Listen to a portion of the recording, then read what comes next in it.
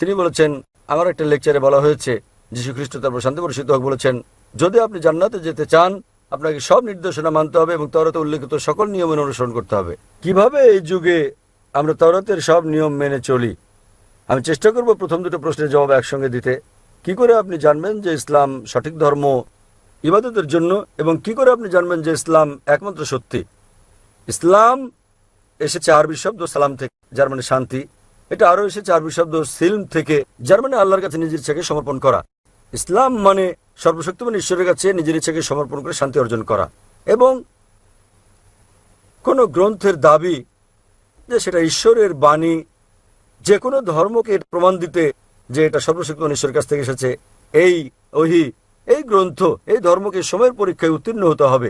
অতীতে সেটা ছিল অলৌকিকতার যুগ এবং মহিমান্বিতকরণ হচ্ছে অলৌকিকের অলৌকিক। পরে আসলো সাহিত্য এবং কাব্যের যুগ।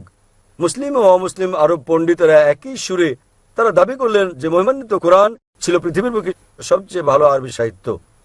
তবে বর্তমানে যদি কোনো ধর্মগ্রন্থ কাব্যিক ঢঙে বলে যে পৃথিবী সমতল, আধুনিক দুনিয়াকে তা গ্রহণ করবে?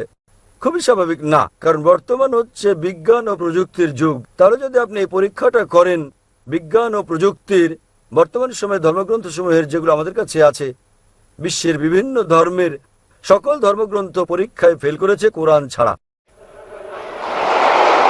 আর আমি একটা লেকচার দিয়েছি কোরআন ও আধুনিক বিজ্ঞান সাংঘর্ষিক নাকি সামঞ্জস্যপূর্ণ বিষয়ের উপর। আমার সময় এখানে হবে না প্রশ্নোত্তর পর্বে সম্পূর্ণ লেকচার দেওয়ার।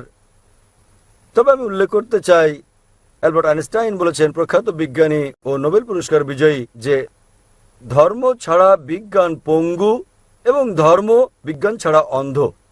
আমি আপনাদের মনে করিয়ে দিচ্ছি, মহিমান্বিত কোরআন কোনো বিজ্ঞানের গ্রন্থ নয়, SCIENCE, বরং এটা একটা নিদর্শনের গ্রন্থ।